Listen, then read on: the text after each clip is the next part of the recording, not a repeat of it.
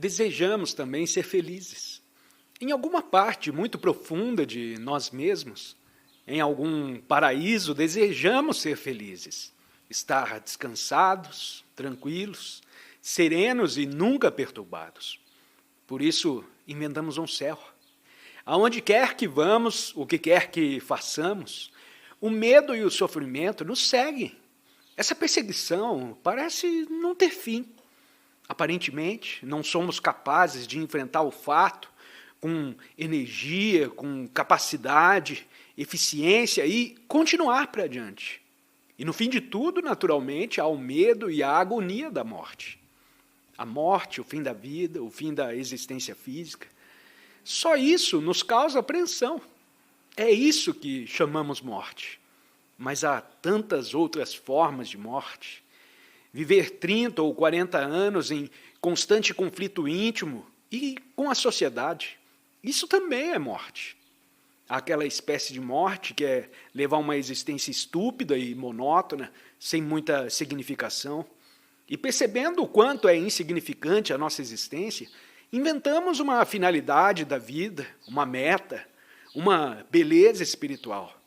E de novo nos vemos em luta com o sofrimento, porque jamais alcançamos aquela meta e nem podemos alcançá-la. A morte tem muitos aspectos e não apenas o aspecto físico. Quando a pessoa vive numa estreita rotina, sem dela jamais sair, por ser prisioneira de ideias e de opiniões, por temer o que possam dizer os outros, por viver de acordo com um estreito código, que é na realidade um código não ético das relações com o mundo. Isso também é morte. E há também o indizível sofrimento causado pela solidão. Não sei se já sentiu essa solidão profunda e aparentemente interminável. Nessa tarde vamos falar sobre tudo isso e investigar se é possível a vocês e a mim, a qualquer pessoa, olhar de frente o medo e dele se libertar. Se não está livre do medo, ainda que seja muito talentoso e afável, está vivendo no escuro. Observe-se um dia. Quando o medo te acomete inesperadamente, você fica paralisado. Quanto maior o medo, maior a tensão, maior a opressão. Você não sabe enfrentar o temor. Com ele, nunca entrou em comunhão direta. Assim como entra em contato com o alimento que toma, com seus desejos sexuais, com qualquer movimento ou atividade que se verifica no seu íntimo. Aparentemente, nunca entramos em contato com o medo. O medo não existe sozinho. Está em relação com coisas, o escuro, o que dizem os outros, algum erro ou falta que cometemos, perda do emprego, infidelidade conjugal e frustração. O homem que teme vive na escuridão. É muito fácil descobrir a causa do temor. Temo meu vizinho porque dependo de sua benevolência. Ele poderia dizer algo desabonador a meu respeito e me fazer perder o emprego, ou me impedir de casar minha filha. Portanto, tenho medo, dependo. Conheço muito bem a causa do temor. Não é muito difícil descobrir a causa do medo. Seja consciente, seja inconsciente, é muito simples. Se temos uma mente capaz de certa atenção, ela pode ser descoberta imediatamente. Mas o descobrimento da causa não liberta a mente do medo. Ele continua existente. Se atente a isso. A mera análise do medo não parece capaz de dissolvê-lo. Isso é um fato observável. Conhecemos a causa e continuamos a temer. A mera análise da causa, a mais profunda e complicada e analítica investigação dessa causa, a mera compreensão dela não liberta a mente ou o ser humano do temor. O mero descobrimento do fato não traz a libertação do medo. Temos de entrar em contato com ele. E esta é a maior das dificuldades, entrar diretamente em contato com o medo.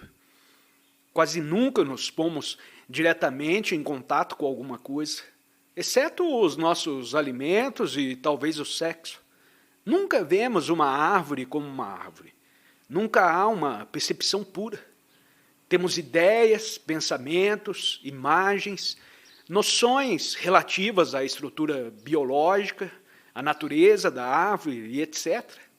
Entrar em contato com a árvore não significa lhe dar cabeçadas, porém ser sensível à sua natureza e beleza, ao tato, o cheiro, o ramo delicado, a folha e a flor e a brisa que agita as folhas. Então sim, há contato. Nunca entramos em contato com o medo e por isso desconhecemos seu verdadeiro significado. Nunca o apalpamos e nunca estivemos diretamente em contato com ele, porque receamos entrar em contato com o medo. Jamais entramos em contato com o medo, porque de antemão tememos as consequências. Se eu não dou importância ao que diz de mim o meu próximo, posso perder meu emprego ou posso não perdê-lo, mas o pensamento diz, cuidado, domina a tua língua, sê insincero, hábil e astucioso. Não diga contra o teu próximo, porque ele pode te prejudicar. Assim o pensamento precede o medo e o pensamento protege o medo. Por essa razão, nunca se estabelece um contato direto com ele. E esse é o primeiro ponto. A palavra medo significa apreensão, pressentimento de um perigo de calamidade, da perda de um bem, de acontecimentos funestos. A palavra medo não é o próprio medo, mas para nós, a palavra, o símbolo, a ideia, se torna importantíssima e nos impede de entrar em contato com a própria coisa. Isso é bastante simples, mas vivemos de palavras. Para nós, o importante é a palavra, a análise da palavra, o emprego hábil da palavra. Note quanto barulho se faz em torno de palavras. Afinal, o que é o Upanishad, o Gita? Palavras, só palavras. E vocês não os jogam fora. Usamos de palavras e por meio da palavra esperamos entrar em contato com a coisa. A palavra nunca nos porá em contato com coisa alguma. Não vivemos só pela palavra, mas também pelo sentimento, o temperamento, a afeição, a beleza, a percepção, o espetáculo das nuvens, do acaso. A palavra acaso não é aquela coisa, aquela luz, aquelas cores, aquela nuvem formosa e radiante. É necessário, pois, compreender que a palavra impede o contato. Quando diz a alguém, eu te amo, está também a segurar-lhe a mão e a lhe fazer carinho. A palavra não é o fato. A palavra medo gera o medo. Você tem de descobrir isso. Se foi a palavra que criou o medo, e se a mente pode livrar-se da palavra e entrar em contato com o medo, não sei se já observou uma ave, uma aranha, um animal que nota que o está observando. Vê-se então cada movimento, cada característica do pelo, cada movimento das pernas do animal, tudo se pode ver. Mas se tem ideias sobre o animal ou o inseto, já não há percepção, já não está vendo. Da mesma maneira, deve uma pessoa entrar em contato com o medo, ou seja, diretamente.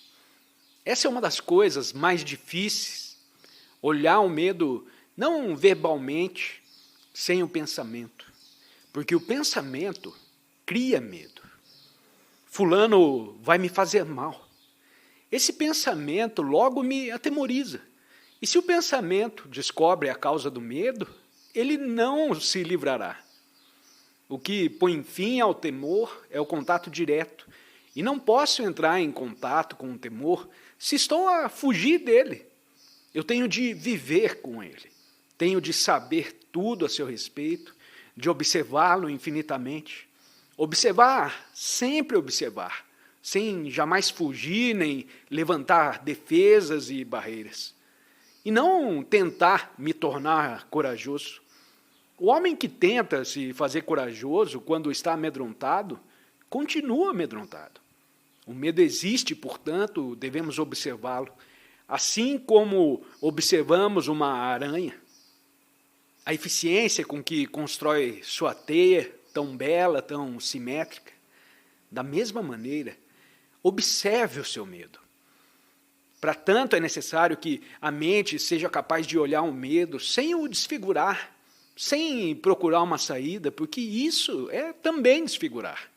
Capaz de olhá-lo simplesmente com um claro percebimento. E não há esse percebimento claro quando se está a fugir do medo, a fazer uso da palavra para encobri-lo, a tentar transcendê-lo. O que se precisa fazer é só olhar o medo, observá-lo, perceber cada um de seus movimentos durante o dia, perceber como ele se expressa. Assim fazendo, se o medo tornar a manifestar-se, você saberá enfrentá-lo, porque já não haverá nenhuma camuflagem verbal. Está assim começando a aprender a enfrentar o medo. E após ter percebido que foi o pensamento que o criou, abandona esse pensamento criador de medo e, portanto, abandona também um intervalo de tempo entre agora e amanhã. Quando teme que irão falar mal de você, assim se enfrenta o medo. O medo se apresenta também sob o aspecto de desejo de segurança. Todos temos necessidades de segurança física, necessidade de pão, de roupas, de teto. Isso é perfeitamente óbvio. Do contrário, sem essa segurança, seremos incapazes de pensar e de sentir prontamente. Precisamos da segurança física. No Oriente, a grande maioria das pessoas não a tem. Mas cabe ao homem inteligente, ao homem amadurecido, resolver esse problema. Não ao homem que repete, que retrocede 10 mil anos para exumar futilidades.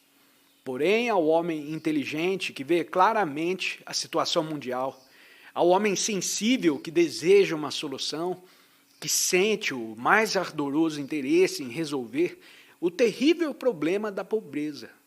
Só esse homem poderá resolvê-lo. Ele não teme e é capaz de enfrentar a situação.